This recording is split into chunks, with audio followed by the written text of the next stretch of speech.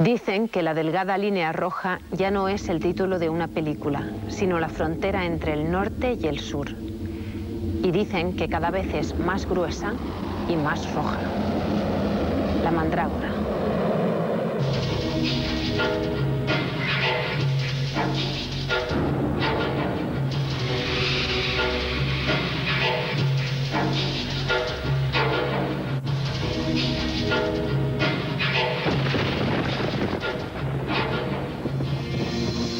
El principio de incertidumbre del artista consiste en no saber si algún día su obra será reconocida. Hay tres posibilidades. Una, no te la reconocen. Dos, te la reconocen tarde. Tres, te lo reconocen todo y encima te dan un premio.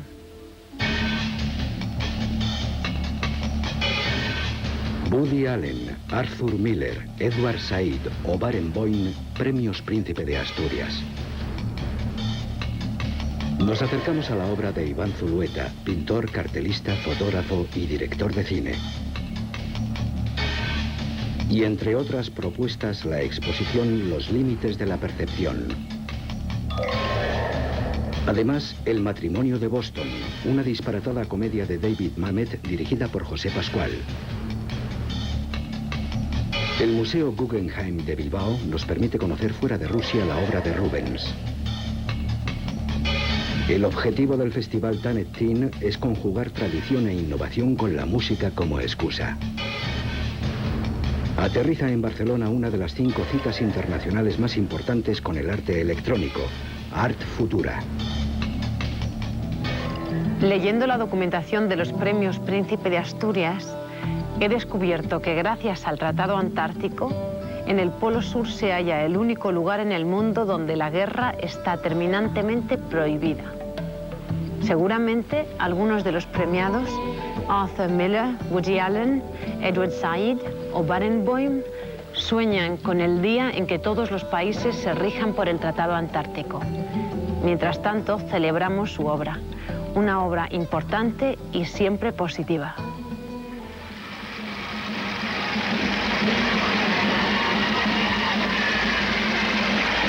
En esta 22ª edición de los Premios Príncipe de Asturias, Oviedo ha vuelto a ser el centro de la cultura en nuestro país. En el discurso de clausura del acto, el Príncipe de Asturias, Felipe de Borbón, que preside todos los años la entrega de los premios, resaltó su deseo de que estos galardones sean la voz de quienes tantas veces no la tienen, la voz de los abandonados, de los que sufren injusticias, de los que defienden la libertad y son perseguidos por defenderla.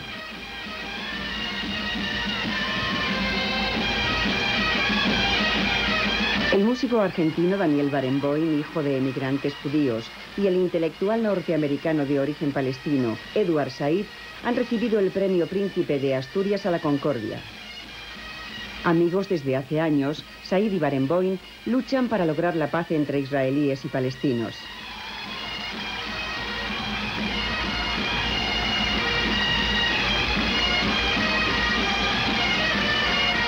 El dramaturgo norteamericano Arthur Miller ha recibido este año el premio Príncipe de Asturias de las Letras. Arthur Miller entraba en el Teatro Campo Amor de Oviedo junto con su compatriota, el director de cine, actor y guionista Woody Allen, premio Príncipe de Asturias de las Artes. Arthur Miller y Woody Allen son dos figuras de la cultura que en sus obras defienden la libertad de espíritu y de creación.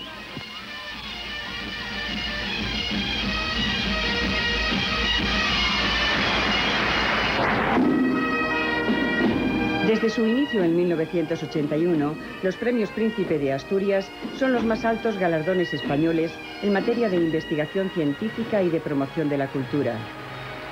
Cada año, personalidades relevantes del mundo de la cultura, la ciencia y la política acuden a la ceremonia de entrega de estos premios.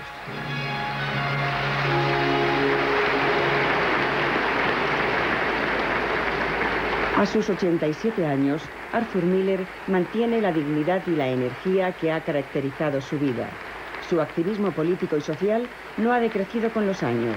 Su última obra de teatro, El blues de la resurrección, es una sátira política sobre la revolución y la publicidad. Desde mi juventud, España ha ejercido sobre mi conciencia efectos especialmente importantes e incluso dramáticos. Acababa de cumplir 20 años cuando estalló la Guerra Civil, con el alzamiento encabezado por Franco contra la República. Ningún otro acontecimiento contribuyó de manera tan trascendental a que mi generación adquiriese plena conciencia del mundo. Para muchos fue nuestro rito de iniciación al siglo XX. Probablemente el peor siglo de la historia. La agonía española se convirtió en clásica, en el modelo de otros muchos gobiernos democráticos derrocados por fuerzas militares que predicaban la vuelta a los valores cristianos.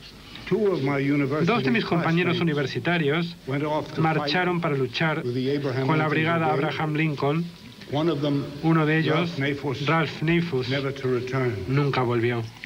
Durante casi 4 años, lo primero que buscábamos en los periódicos de la mañana eran las noticias procedentes del Frente Español. La palabra España en los años 30 era explosiva. Era el emblema esencial no solo de la resistencia contra el retroceso obligado del mundo a un feudalismo eclesiástico, sino también contra el dominio de la sinrazón y la muerte del pensamiento. Arthur Miller, uno de los más grandes autores de teatro norteamericano, vivió en los años 50 la persecución del Comité de Actividades Antiamericanas presidido por el senador McCarthy. Este hecho le inspiró una de sus obras más conocidas, Las Brujas de Salem. Well, actually, what happened was that it wasn't just me, it was many people, were finding it very difficult to communicate anything. Because every time you spoke, the people were suspicious that you could be of the left, and you could be connected with the Russians, that if you made any criticism of anything, they were scared that you were part of some kind of a complot. And so consequently, after a while, people began to quiet down, and there was very little communication between them. They didn't know how to speak to one another anymore. Well, we had that before once, but it was 250 years ago, during the witchcraft in Massachusetts, which is a couple of hours north of here. And so there was that element in the story that made me want to create a parallel so that people could understand by getting some distance from their situation. And therefore they could understand it a little better if they had a metaphorical distance. El jurado ha concedido el galardón al excelentísimo señor Woody Allen. Nacido en 1935 en Nueva York, Woody Allen ha dirigido 32 películas y ha obtenido 4 Oscars. Acaba de estrenarse en España su última cinta Hollywood Ending, en la que sigue mostrando un ingenio y un talento extraordinarios para burlarse irónicamente de todo, incluso de sí mismo. Y quiero ser breve y decir simplemente que miramos hacia los cineastas europeos para buscar líderes en este momento. No tenemos líderes, guías, no tenemos guías en los Estados Unidos. En los Estados Unidos el interés se centra en la producción de las películas, el importe económico se ha hecho importantísimo, se gastan cientos de millones y se pierden cientos de millones en un fin de semana, se gasta más dinero en la publicidad de una película para lanzarla en Estados Unidos que todo el dinero que alguien como Buñuel se gastó en toda su vida haciendo películas. Woody Allen ha declarado que le gustaría escribir dramas, pero que solo sabe hacer comedias. Sus películas tratan temas recurrentes como las relaciones de pareja, la religión o el psicoanálisis. La ciudad de Nueva York, donde vive y donde sitúa todas sus historias, es casi un personaje más de sus películas.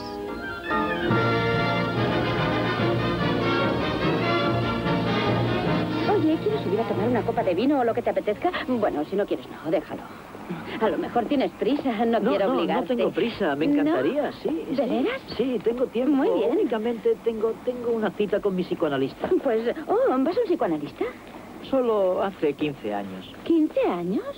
Sí, le concederé un año más y luego me iré a Lourdes. Cuando empecé a hacer películas no sabía en absoluto cómo hacerlas y mi fuerte era hacer reír a la gente y hacer chistes y todo lo hice para sobrevivir. Después adquirí más confianza para hacer películas. Sentía que podría usar estas para expresar ideas y hacer una combinación de las dos cosas.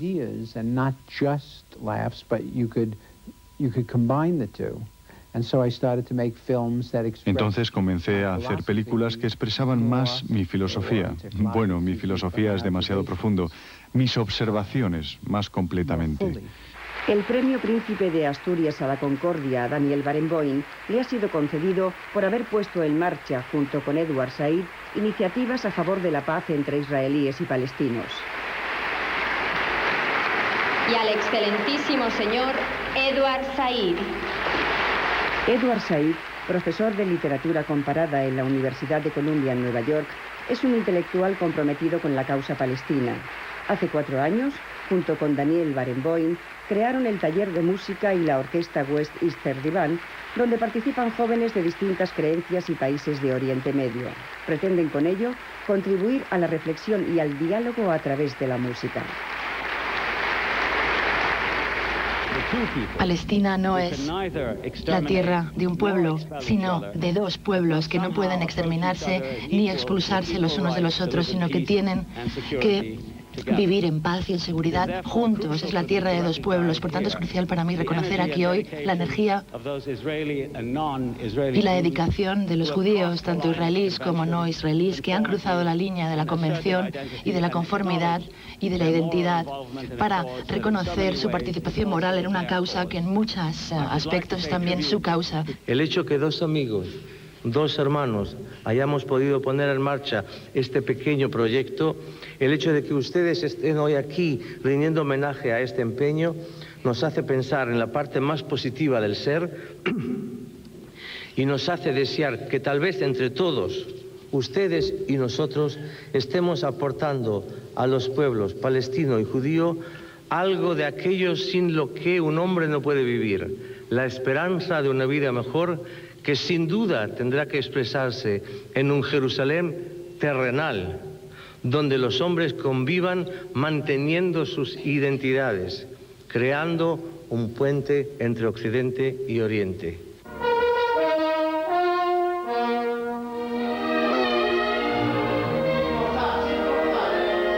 El verano pasado, los talleres de la orquesta West Easter Divan tuvieron su sede en Sevilla, invitados por el gobierno andaluz.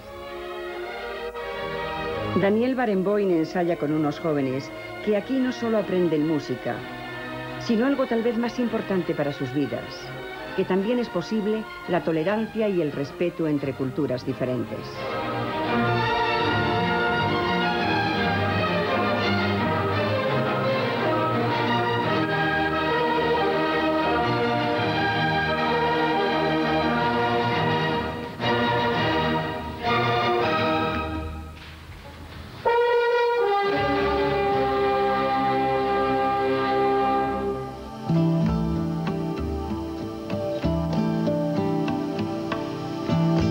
Nos acercamos hasta San Sebastián para hablar con un maldito de oro, Iván Zulueta, pintor, fotógrafo, escritor, cartelista y director de cine de títulos imposibles.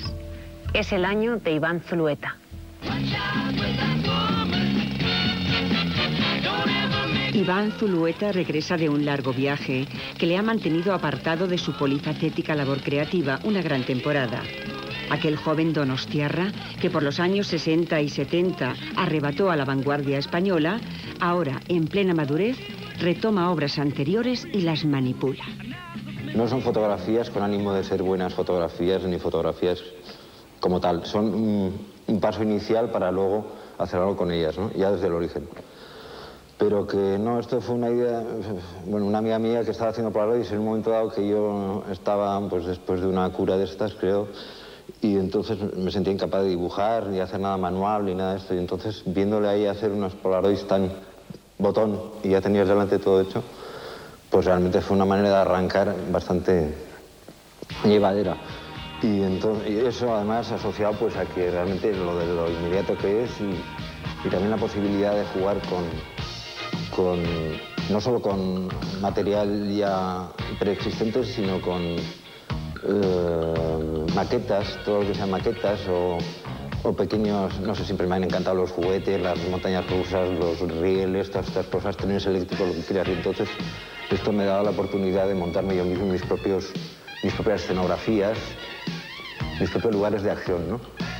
Y iluminarlo pues, completamente con linternitas, en fin, una cosa muy casera y que a la vez podía parecer otra cosa luego. O sea, una capacidad de transformación muy prometedora, ¿no? Entonces empecé con eso ya hace tiempo, lo que pasa es que hasta que no he contactado con esa galería de V que me han facilitado la producción, pues no ha habido manera, porque claro, pasar de esto a esto es un dinero y, en fin, ha habido que montarlo. Entonces, todo estaba a nivel proyecto hasta que ha surgido esta posibilidad. El año 2002 se ha convertido en el del homenaje y regreso a la escena de Iván Zulueta. Las obras que han estado expuestas en la donostiarra Galería de V podrán contemplarse durante todo el mes de noviembre en Alcalá de Henares, dentro del apartado Cineastas Fotógrafos. Por otro lado, el Centro Cultural Koldo Mitxelena de la capital guipuzcoana presenta una retrospectiva de una parte de la cuantiosa realización plástica y gráfica de este creador maldito y predilecto.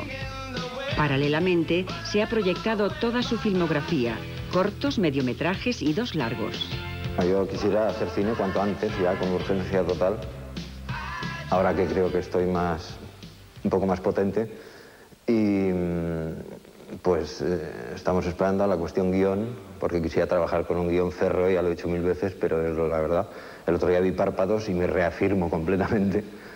Quiero un guión sólido, no por nada, porque la verdad es que en realidad, bueno, sí, un guión sólido, dejémoslo ahí. Quiero un guión férreo para trabajar en ello, pero en fin, eso tiene que salir. Juan Ricardo Miguel Zulueta Iván nace en San Sebastián en septiembre de 1943 en el seno de una familia acomodada y residente en una antigua mansión, Villa Aloa. Su madre pintora le daba clases de dibujo. A mí los reyes me traían cuadernos y lápices, quiero decir, esto sería como lo normal. Pero, pues eso, es una actividad infantil que te gusta tanto que no sé, es inherente a ti. Y quiero decir que yo nunca me he planteado hasta que realmente he tenido, qué sé yo, pues 18 años o así, no me planteo para nada que eso iba a ser mi actividad. Yo iba para arquitecto, tengo idea o algo así. No sé dónde sacaba el tiempo, porque en realidad ahora yo cuando veo todo esto que ha aparecido, en fin, que ha habido que escarbar, pues, no sé, repartía el tiempo entre los deberes y dibujar. Me imagino, pasaba un cuaderno al otro sin solución de continuidad. Después luego ya en Nueva York, cuando todavía no había podido ingresar en la escuela de cine, que tuve un año en el que me dediqué exclusivamente al dibujo publicitario y a la pintura.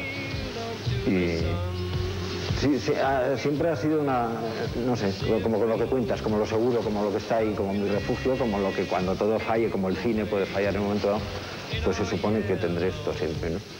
Pero bueno, la manita también puede fallar, o sea que vete tú a saber. Espectador infatigable de cine, sobre todo norteamericano, ya en esa época su hobby secreto era el diseño de carteles de películas. El que su padre dirigiera el Festival de San Sebastián a final de los 50 le permitió conocer y acercarse a sus grandes ídolos cinematográficos. El cine americano que yo veía de pequeño es que además era fabuloso.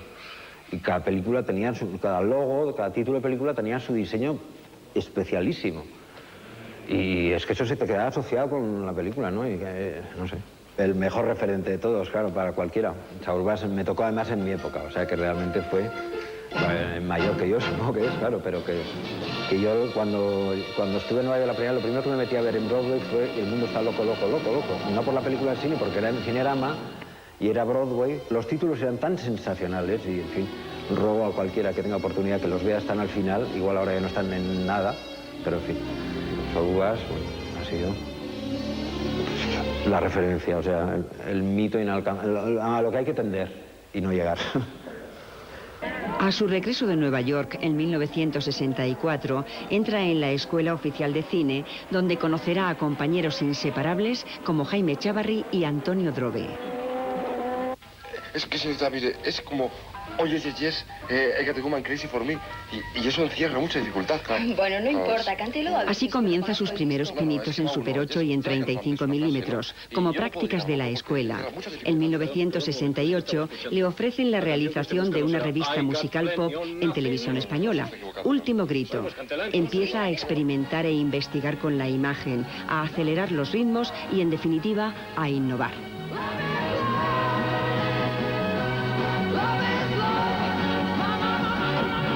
También el José Pedrolea, que es al que de verdad le encargaron el programa, que lo iba a dirigir él, yo iba a ir de ayudante, y al cabo de 2 programas él ya no lo pudo hacer porque le salió un largo o lo que fuese, y pasé yo a dirigirlo.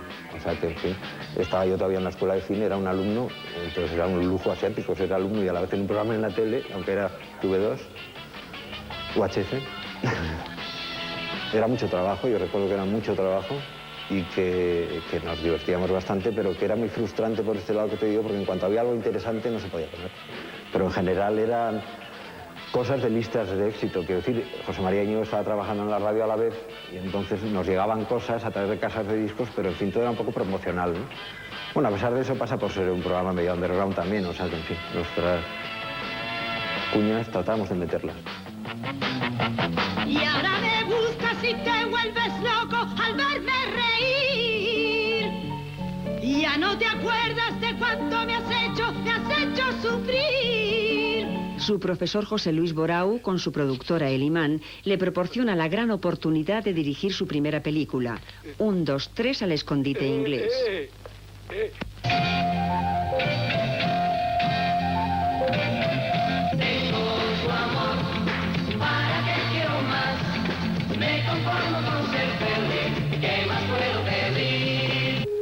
Una locura musical colorista y popista que arremete contra el Festival de Eurovisión. Iván diseñó y pintó los decorados, el grafismo y la cartelería. Se estrenó en marzo de 1970 y acudió a Cannes. ¿Qué os parece si os subo el alquiler? ¡No! Bueno, lo pensaré. Lo que pasa es que soy muy bondadoso y abusáis de mi dignidad completamente. Nada de lo que yo pensaba pasar a censura, como lo que nadie pensaba. Quiero decir que es incompatible.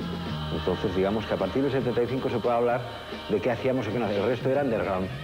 Todo lo previo es underground, porque Último Grito estaba cortado siempre hasta la médula. Por ejemplo, el que antes hemos hablado, ¿no? Y todos los Super 8 y eso han nacido en la libertad en que han nacido porque eran underground. De hecho, a mí la policía me quitó unas cuantas cosas, o sea que, en fin, ya se sabe. Pero que, en fin, que está marcado por eso, porque o hacías cine estrenable y entonces ya entrabas en una locura absoluta de precensuras, de recortes por todos lados, o si no, podías compaginar esto, hacer una película tolerada, o si no, te hacías tus locuras en Super 8 y para que la viesen los amigos. Durante toda la década de los 70, Iván Zulueta despliega una actividad incesante. Realiza un corto casi cada año, trabaja de ayudante de dirección de Ricardo Franco y Jaime Chávarri, diseña bocetos de carteles de películas, dibuja cómics, hace portadas de discos, decora locales y sobre todo capta cientos de imágenes en celuloide o en papel de los lugares que visita, de las cosas que ve y de los amigos con los que se divierte. Pero quizá lo más ingenioso, lo más psicológico, lo más conocido, lo que más beneficios le ha aportado y por lo que perdurará su creatividad de estos años sean los carteles de películas. El primer cartel fue el de Furtivos, como eso. Y en fin, eso es una oportunidad que por supuesto se la debo a Borau, José Luis Borau, que también ha sido un punto clave en mi cinefilia, ¿no? Y verdaderamente ahí nació una cosa que, bueno, eso a mí me ha dado unos placeres totales, porque ahí en cambio es al revés. Un cartel acabado y colocado te da un placer monstruoso. Todo lo contrario, una película que es que no puedes mirarla, ¿no? De lo que sufres. En cambio el cartel no, porque, no sé, es otra cosa, desde luego, ¿no? La has tenido delante, ya la has visto, la has juzgado mucho, ya sabes lo que era de sí, y que luego eso se publique, que esté en los sitios. Además, antes, y repito, antes, porque ahora no pasa, los carteles ahora, por el proceso que llevan en la reproducción, son perfectos de reproducir. Entonces, también están empezando a ser un susto, porque se ve todo.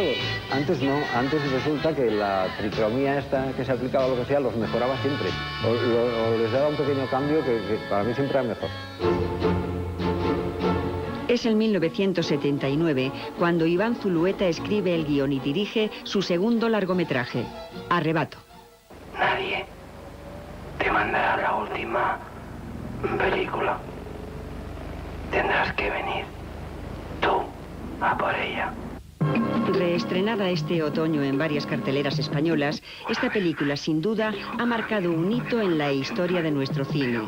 El argumento desarrolla una dramática investigación en 3 premisas coincidentes con la vida del propio autor: el proceso creador, la vampirización de la cámara y la droga.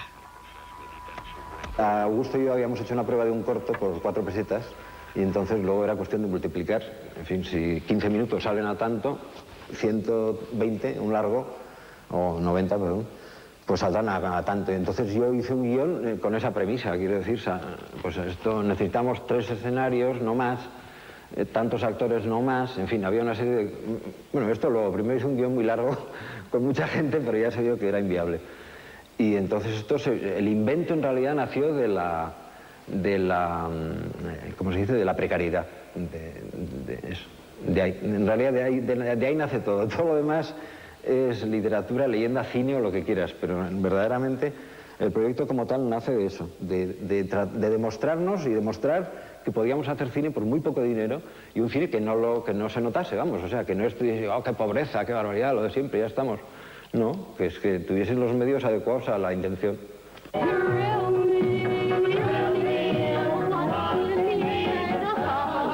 Arrebato se estrenó sin pena ni gloria en un pequeño cine de la Gran Vía madrileña. Estuvo a punto de obtener el premio de la revista Fotogramas.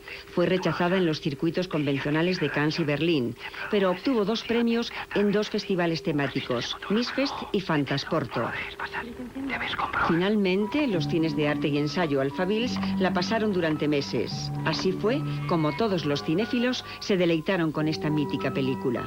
Fíjate que 20 años después no es que haya pasado lo mismo que Easy Rider, pero bueno, esto del éxito que dices, no, nunca. Vamos, de hecho fue, como ya se sabe, fue un poco triste todo el parto, porque cayó en un vacío, ¿no?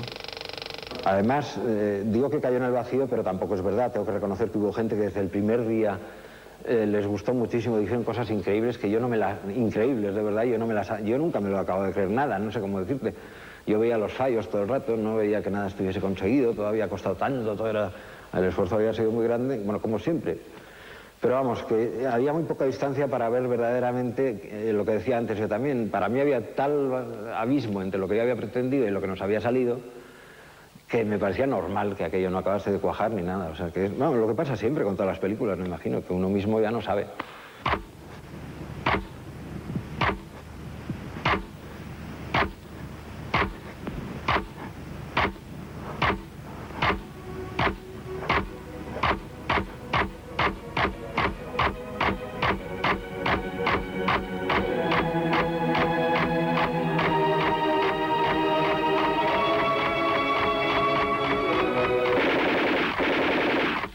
El paralelismo entre lo que le sucede a Eusebio Poncela en Arrebato con lo que le ocurrió a Iván Zulueta se manifiesta con el abandono total de la creación cinematográfica durante casi una década.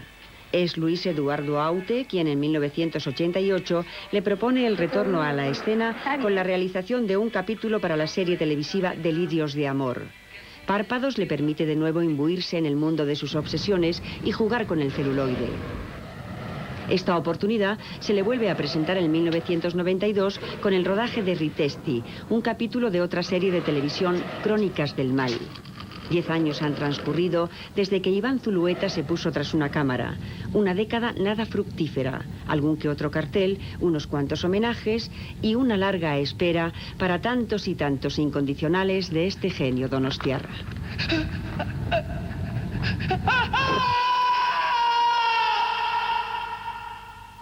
Si esto me diese para vivir sería estupendo de momento. Y así lo del cine lo puedo seguir reservando para el momento perfecto, que por otro lado ya acelero, ¿no?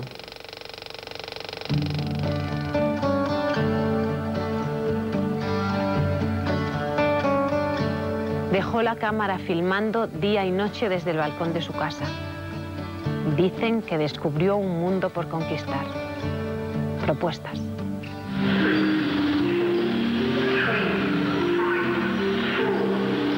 Límites de la percepción nos propone reflexionar sobre la experiencia de la contemplación. 16 artistas buscan la complicidad del espectador.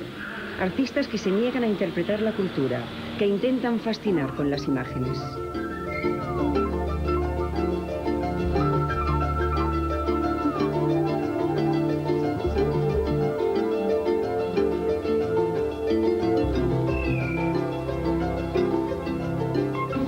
¿Qué son las riquezas y su destello frío?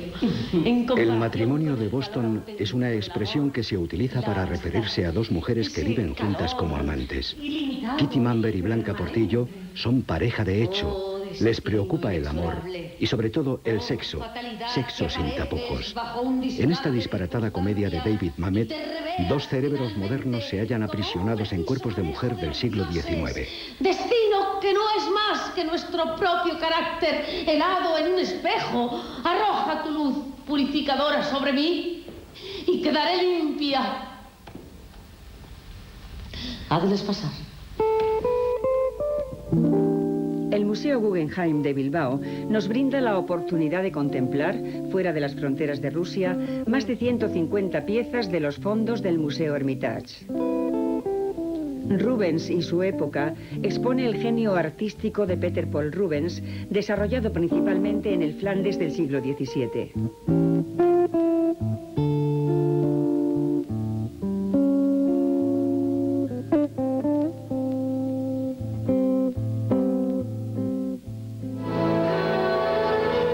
El Festival Tanetín está dirigido a gente interesada por la cultura pop y los nuevos sonidos del underground de ciudades como Chicago, Madrid, Edimburgo o París.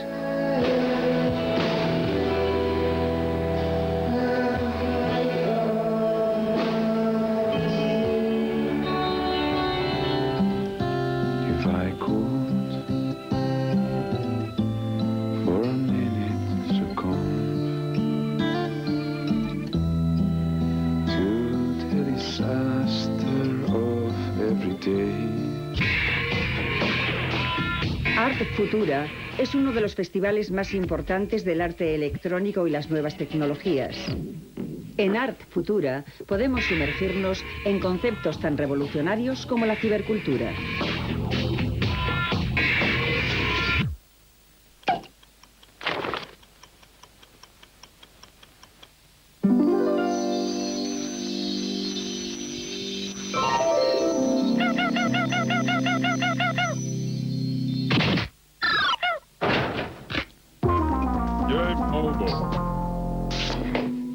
Habían vivido toda la vida juntos.